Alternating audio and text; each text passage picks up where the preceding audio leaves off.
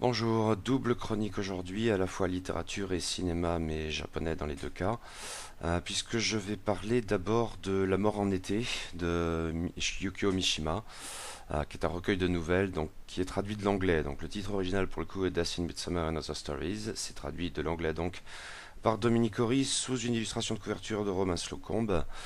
C'est paru aux éditions Gallimard dans la collection Folio. Alors le recueil originel date de 1966, le recueil français de 1983 et là c'est une édition de 1988. On en trouve d'autres plus récentes avec une illustration qui pique un peu moins les yeux. Et ça fait dans les 300 pages. Pour mémoire, il existe une version abrégée de ce recueil en folio 2 € sous le titre de Dojoji et autres nouvelles, où seulement 4 des 10 nouvelles composant La mort en été sont reprises. Dojoji, Les 7 ponts, Patriotisme et La perle. Le même recueil exactement, mais sans la mention folio 2 € se trouve également sous le titre de Patriotisme et autres nouvelles, mais a priori seulement dans le coffret du DVD de Yukoku, Rite d'amour et de mort, l'adaptation par Mishima lui-même de la nouvelle Patriotisme. Car je vais enfin parler donc de l'adaptation cinématographique de cette nouvelle qui s'intitule Yukoku, Rite d'amour et de mort. Bon, il y a plein de titres alternatifs, je ne vais pas vous les lister là. Le titre original est Yukoku. C'est donc réalisé par Mishima Yukio lui-même. C'est sorti en 1966 au Japon et ça dure 27 minutes. Et il n'y a que deux acteurs, Mishima Yukio dans le rôle de Takayama Shinji et Tsuruoka Yoshiko dans le rôle de Takayama Reiko.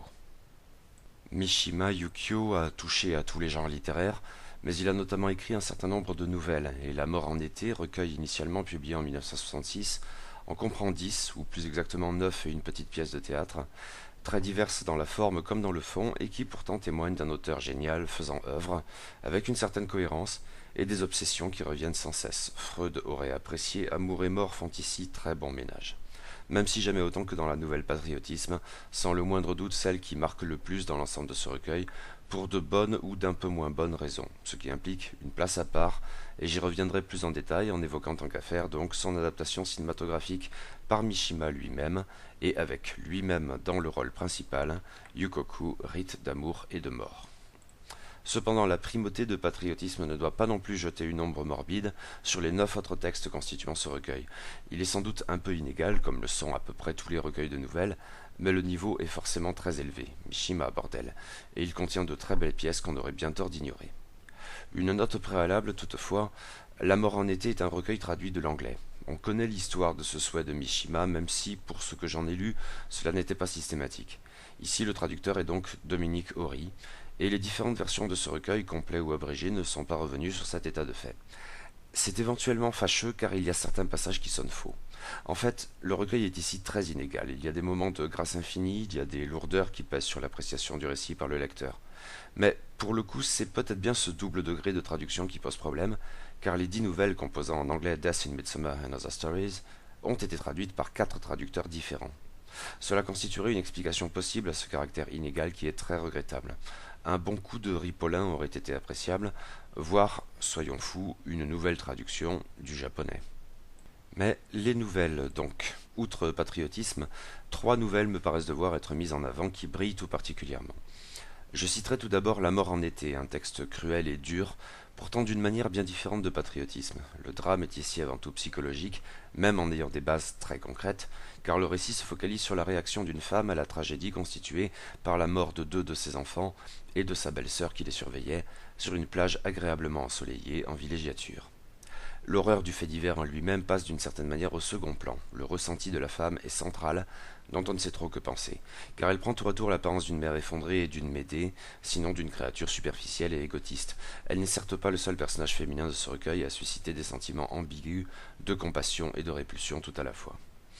La nouvelle traite ainsi de la possibilité ou non de vivre, simplement vivre, après pareil drame.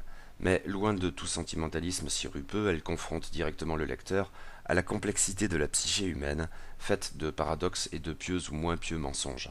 La nouvelle nous le ventre, sans l'échappatoire du seppuku. J'ai beaucoup aimé aussi Le prêtre du temple de Shiga et son amour, un texte qui détonne un peu éventuellement du fait de son caractère historique, qui lui confère en même temps un vernis classique pas désagréable. Le thème de la nouvelle peut paraître passablement convenu. Un saint homme croise la route d'une jolie femme et, succombant à la tentation bien malgré lui, il perd aussitôt toutes ses certitudes et craint d'être passé à côté de l'essentiel durant toute une vie de dévotion. Cependant, Mishima ne livre en fait pas ici un texte si moqueur que cela, visant à railler l'ersatz en bonze de Calotin. Le prêtre comme son adoré sont des êtres en quête d'absolu, et leurs approches se répondent. La blague n'en est pas une, et s'il y a un semblant de réponse d'ordre éthique ici, c'est d'une manière bien plus subtile que ce que l'on aurait pu croire. Je citerai enfin Rodnagata, à mon sens la nouvelle de la mort en été qui approche le plus le brio saisissant de patriotisme. Peut-être parce que là aussi nous ne sommes pas seulement amenés à lire une histoire, mais à explorer crûment la psyché de Mishima. La nouvelle traite donc d'un Rodnagata, c'est-à-dire d'un de ces acteurs mâles qui jouaient les rôles féminins des pièces de kabuki. On sait, semble-t-il, que Mishima était fasciné par ces acteurs et que cette fascination a pu jouer un rôle dans la découverte et l'acceptation de son homosexualité. Ils incarnent à leur manière une forme supérieure de beauté masculine dans leur indétermination, dont le lieutenant suicidant de patriotisme constitue le revers, a fortiori quand il est incarné par un Mishima fier de son corps sculpté dans les salles de gymnastique. Mais la nouvelle habile traite de cette fascination en biais au travers du personnage d'un passionné de kabuki, mais plus encore d'Onnagata, et follement amoureux du plus grand, du plus beau Onnagata de son temps.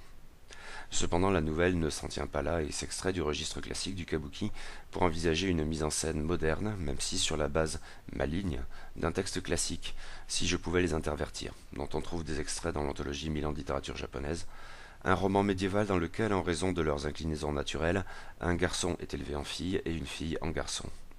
Ce travail de modernisation d'un classique renvoie sans doute à la propre activité de Mishima dramaturge, même si c'était le no qu'il prisait avant tout, et j'y reviendrai forcément. Mais d'ici là, je peux vous renvoyer à ma note sur une pièce moderne, Madame de Sade. Mais c'est aussi l'occasion d'une confrontation de deux mondes, l'Onagata doux et conciliant dans sa grâce divine, davantage encore que féminine, incarnant le Japon ancien, tandis que le jeune et arrogant metteur en scène l'a jeté aux orties. La relation entre les deux suscite à bon droit la jalousie du personnage point de vue. C'est très fin, très bien exécuté, une nouvelle parfaitement brillante. Trois autres récits valent assurément le détour, même si sans atteindre les mêmes sommets, deux nouvelles et une petite pièce de théâtre. Commençons par les nouvelles, et d'abord les sept ponts. Nous y suivons des geishas qui se livrent à un très superstitieux pèlerinage, leur imposant de traverser sept ponts tout en priant pour que leurs vœux s'exaucent sans dire le moindre mot. Ces personnages féminins suscitent le même sentiment ambigu que la mère meurtrie de la mort en été, du fait de leur superficialité et de leur égoïsme, sinon de leur superstition. C'est un gynécée cruel, elles ne se font pas de cadeaux. Les persiflages et les préjugés sont leur pain quotidien. Pourtant, dans leurs conditions guère enviables, elles ont aussi ce caractère endolori qui permet de les envisager avec sympathie. La cruauté du texte ressort peut-être surtout de son côté moqueur en définitive, avec comme une revanche morale à la clé, sous les atours d'une farce burlesque. Cela fonctionne très bien. La Perle est finalement une nouvelle assez proche des sept ponts. La distribution est là encore entièrement féminine et ce cercle d'amis, des dames qui prennent le thé ensemble, peut s'avérer d'une extrême cruauté, a fortiori quand l'importance du paraître vient perturber cette relation naturellement empreinte d'hypocrisie. Du coup, la nouvelle affiche une dimension humoristique encore plus prononcée. Ce récit comporte sans doute à son tour un aspect cruel, critique en même temps, qui n'en fait pas totalement la vilaine blague que l'on croit tout d'abord. Et en définitive, la dictature du paraître n'a rien de drôle. Mais ceci, c'est un sentiment que l'on ne se permettra véritablement qu'une fois la dernière page de la nouvelle tournée. D'ici là... Le troisième texte à mentionner dans cet ensemble n'est donc pas à proprement parler une nouvelle, mais une brève pièce de théâtre. Jojoji. La vente aux enchères d'un très improbable meuble y est perturbée par l'irruption inopinée d'une jeune femme qui entend bien raconter l'histoire horrible de cette armoire gigantesque. Le propos peut paraître obscur. À tort ou à raison, ce mystère passablement policier, aussi bien que la manière de le mettre en scène avec ses dialogues très caractéristiques, m'a fait penser à Edogawa Ranpo, dont Mishima avait adapté pour la scène le lézard noir. Mais l'inspiration essentielle est ailleurs, comme le laisse en fait entendre ce titre de Dojoji, que l'on ne s'explique pas au vu du contenu du texte même. C'est qu'il s'agit d'une de ces pièces de no modernes qu'a écrit Mishima en empruntant directement à un no classique intitulé Dojoji, lequel empruntait lui-même à un récit bien plus ancien ayant connu des variantes. En fait, je ne m'en étais pas le moins du monde rendu compte en lisant la pièce de Mishima, sans autres indices, cela me paraît difficile, mais j'avais déjà lu tout récemment une variante de ce récit dans Les histoires qui sont maintenant du passé, recueil de contes édifiants dans une perspective bouddhique, composé entre les XIe et XIIIe siècles à vue de nez. Le no mettait en avant les crimes suscités par la jalousie, et si l'approche de Mishima est différente, avoir cette référence en tête permet probablement d'envisager le texte avec davantage de compréhension comme de sentiment pour ce personnage féminin plus subtil qu'il n'y paraît. Toutefois, même sans cette référence, la pièce emporte l'adhésion par son côté étrange et quelque peu roublard. Trois textes me paraissent inférieurs, mais certainement pas mauvais, ni même médiocres d'ailleurs, simplement ils sont peut-être un peu plus anodins.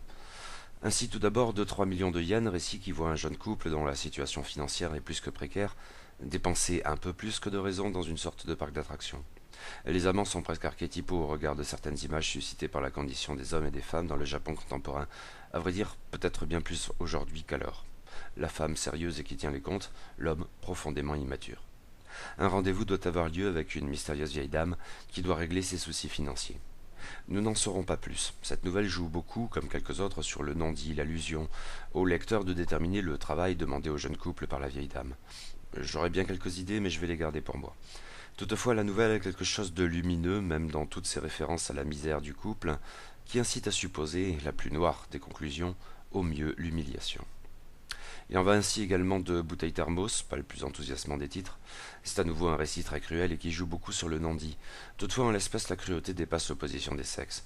Y figure une ancienne geisha, qui aurait pu être de celles accomplissant le pèlerinage des 7 ponts, l'homme qu'elle retrouve, son ancien client, protecteur, et qui constitue notre point de vue, est un individu de plus en plus âcre et acerbe, au point du sadisme.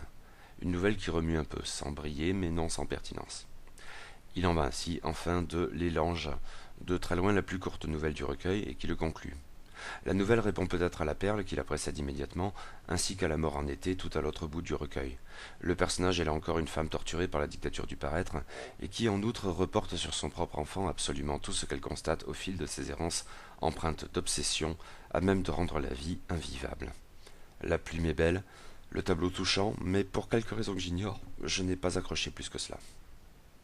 Reste une nouvelle, Patriotisme, qui occupe une place à part dans ce recueil. C'est une des plus célèbres nouvelles de Mishima, probablement la plus célèbre en fait. Pour une excellente raison, c'est une nouvelle absolument brillante, un vrai chef-d'œuvre. Et pour une raison pas forcément mauvaise mais un peu moins bonne, on ne peut pas lire ce texte aujourd'hui sans l'envisager comme une répétition, avec quelques années d'avance, de la propre ou plutôt de la sale mort de l'auteur lui-même. L'histoire prend pour cadre l'incident du 26 février 1936, une tentative de coup d'État militaire à une époque très agitée. Il y en a eu d'autres tentatives et des assassinats politiques en nombre. Une tentative de coup d'État, donc, durant laquelle de jeunes officiers nationalistes, désireux de renforcer le pouvoir de l'armée et plus impérialistes que l'empereur, ont assassiné des ministres au nom de leur chef suprême. Hélas pour eux, l'empereur Showa, ou Hirohito si vous préférez, a désavoué leur initiative, scandalisé, et exigé que l'on mate cette rébellion. Dont acte, les troupes mutines sont dispersées, les meneurs qui ne se sont pas suicidés sont fusillés. Ce qui certes n'a pas empêché l'armée de prendre effectivement le pouvoir quelques années plus tard à peine, avec les conséquences que l'on sait. L'incident a beaucoup marqué les Japonais. Je ne compte pas les allusions dans des livres, des BD, par exemple Vin Mitsuki, des films comme Furio, que j'ai pu lire ou voir. Mishima n'a de toute évidence pas fait exception, qui a multiplié les références dans sa carrière littéraire, même si, surtout, à partir de patriotisme. La nouvelle figure un lieutenant et son épouse, des jeunes mariés. C'est d'ailleurs la raison pour laquelle les officiers rebelles n'ont pas mis le lieutenant au courant de leur plan, afin de le préserver ainsi que son épouse. Mais que l'empereur exige d'écraser le coup d'État a pour le lieutenant cette conséquence terrible, on va lui ordonner de tuer ses meilleurs amis. C'est impossible. Le devoir s'oppose au sentiment, le giri au ninjo. Dans cette alternative indiscernable, le soldat n'a d'autre choix que de partir en soldat, ou en samouraï. Il est résolu à se suicider par seppuku. Ce que comprend très bien sa charmante épouse qui entend partir avec lui. C'est un couple japonais parfait, deux êtres jeunes et beaux et purs, unis dans l'amour et dans la mort. La fusion charnelle anticipant le décès commun, variation anachronique sur le double suicide amoureux ou Shinju, si cher notamment au grand dramaturge Chikamatsu. Tant de grâce, de beauté. Pourtant, la mort est rude. Mishima s'étend à longueur de paragraphe sur le sabre pénétrant la chair et faisant jaillir les entrailles, sur la douleur inhumaine que s'inflige le soldat sous les yeux de son épouse dévouée mais qui n'a d'autre choix que celui de la passivité, même insupportable. J'ai à plusieurs reprises noté que La mort en été était riche de nouvelles plutôt allusives, avec une part prononcée de non-dits, de manière particulièrement marquée dans les conclusions de certains récits. Patriotisme par contre joue de la carte de l'explicite. À ce stade, on pourrait aussi bien dire du gore ou de la pornographie, et j'y reviendrai. La nouvelle est aussi belle qu'insoutenable de par sa crudité. C'est ce qui en fait un chef-d'œuvre. La plume est parfaite, le tableau superbe et horrible. Mishima s'y livre totalement et c'est parce qu'il est si entier dans son art qu'il peut se permettre d'attraper le lecteur par le col pour qu'il ne puisse pas détourner les yeux de la mort volontaire en train de s'accomplir si horriblement. Patriotisme est un chef-d'œuvre, oui, indépendamment de la mort effective de Mishima une dizaine d'années plus tard. Mais certes, il n'est tout simplement plus possible depuis de lire Patriotisme sans avoir en tête les circonstances fatales du pseudo-coup d'État tenté par l'écrivain et sa société du bouclier le 25 novembre 1970. On ne peut qu'y apercevoir une forme de fascination pour cette mort grandiose et anachronique, une répétition même des gestes précis et rituels à accomplir. Une fascination, oui, dont l'adaptation filmée Yukoku témoignera plus encore, au point d'un insupportable malaise, non exempt pourtant d'une forme de séduction morbide. Pourtant, à s'en tenir au texte, cela n'a rien de si évident. Même aux yeux du plus masochiste des lecteurs, la mort du lieutenant peut être belle dans l'idée, est hideuse dans les faits. L'idéal éthéré peut-il vraiment persister quand les tripes se déversent sur le tatami, dans les cris de douleur que le soldat ne saurait retenir? La question même de la dignité se pose dans cette mort rituelle, envisagée comme une œuvre d'art. Une mort digne, ce spectacle affreux? Comme Mishima ait choisi de partir par seppuku après avoir écrit Patriotisme et après l'avoir filmé, ne coule dès lors pas de source. Quand la nouvelle est parue en 1961, on n'y a pas forcément vu une apologie du suicide rituel et je suppose l'horreur du tableau a pu saisir autant ou peut-être même davantage que Sa Majesté revendiquée. Mais depuis 1970... Il y a une autre ambiguïté, je crois, concernant le caractère politique ou non de la nouvelle. En 1961, le nationalisme de Mishima n'était pas forcément affiché. Depuis, là encore, on ne peut que l'intégrer dans l'équation. La société du bouclier, la tentative de coup d'État, même ou peut-être justement car histrionique. Mais Mishima ne se posait pas en écrivain engagé alors, à l'extrême droite ou ailleurs. Toutefois, le sort des jeunes officiers rebelles de l'incident du 26 février semble l'avoir beaucoup marqué. Rétrospectivement, bien sûr, il n'avait que 10 ans à l'époque. Et même avoir eu un caractère déterminant dans le développement et la démonstration de cet engagement politique.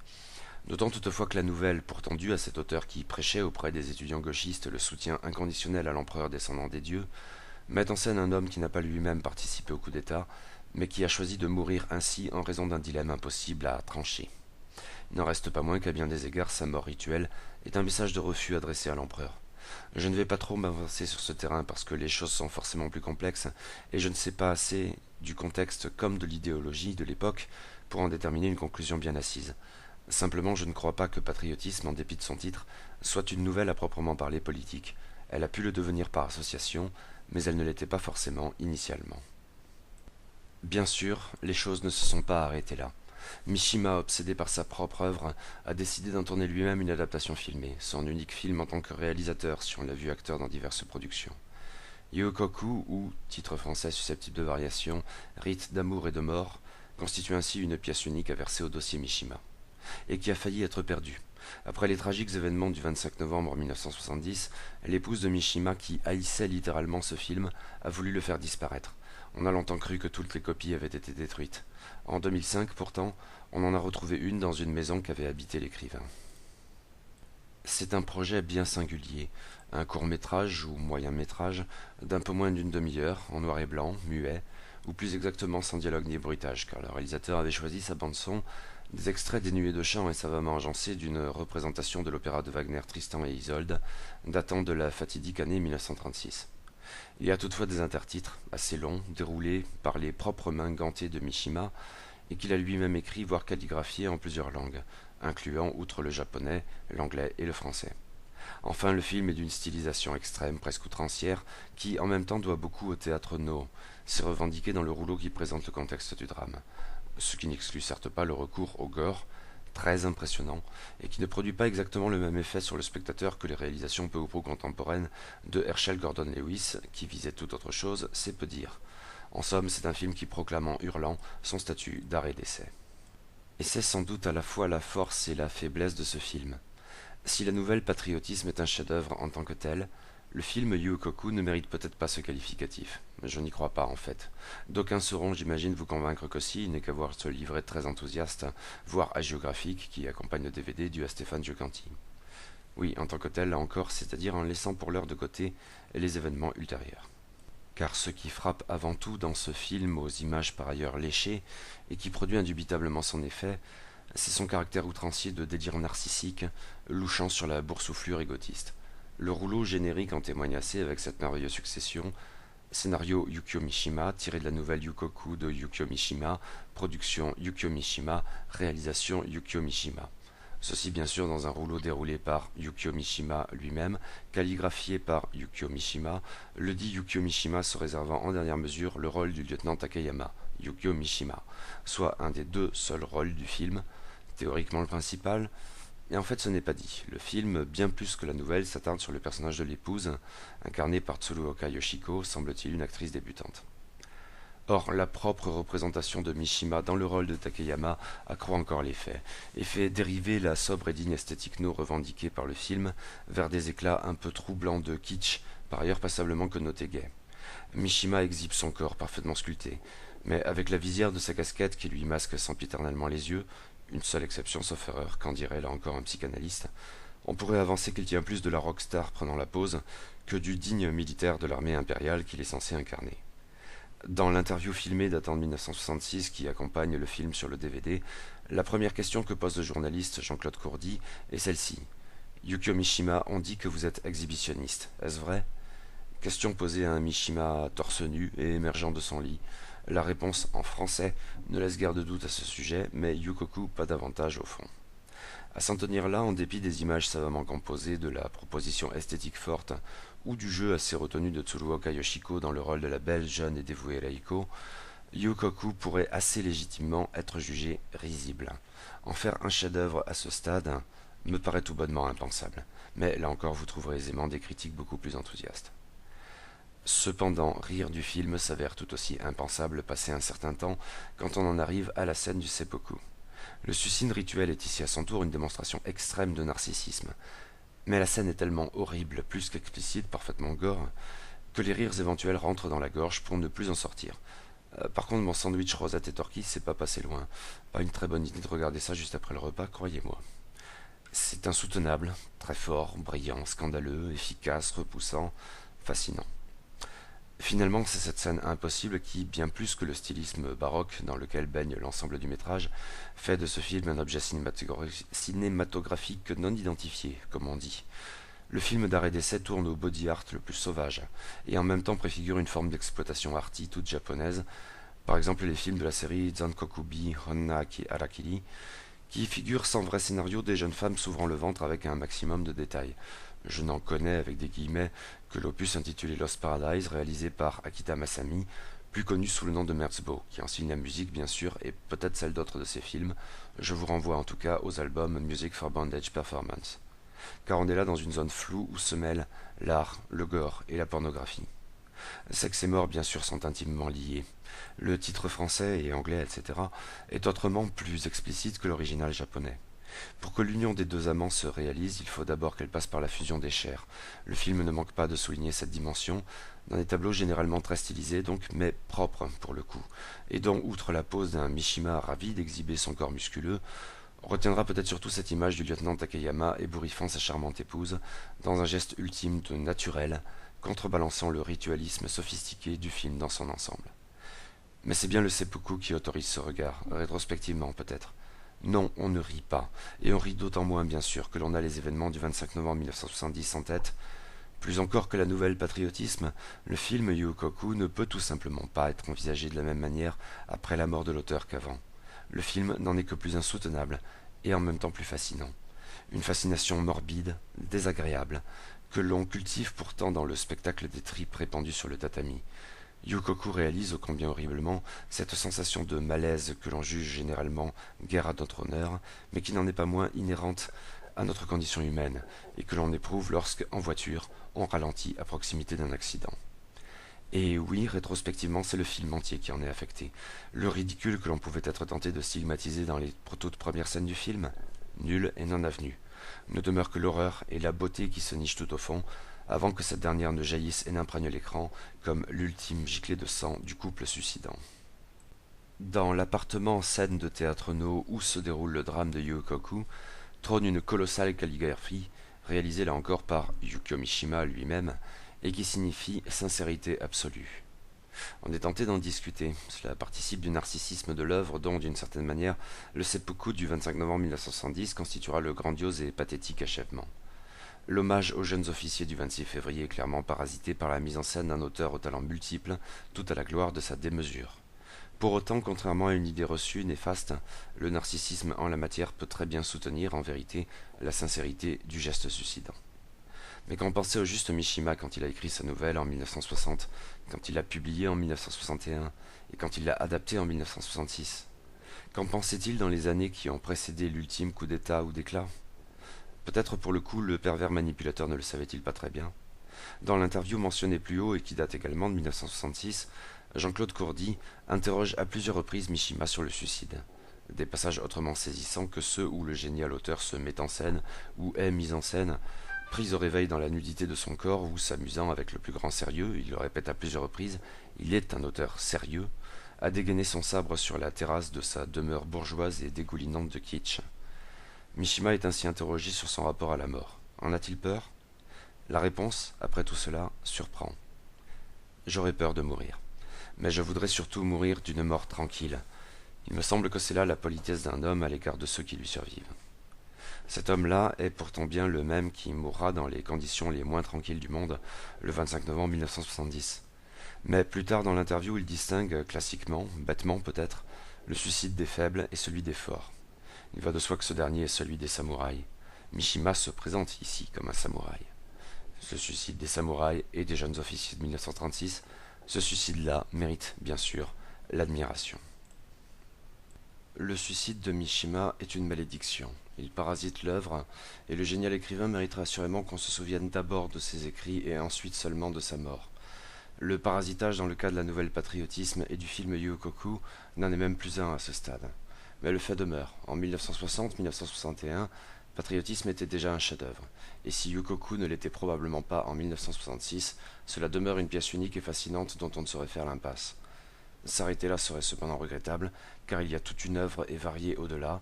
En témoigne d'ailleurs le recueil La mort en été, qui est de très bonne tenue, et même plus que cela. Et en témoignent sans doute tant d'autres œuvres qu'il me reste à découvrir.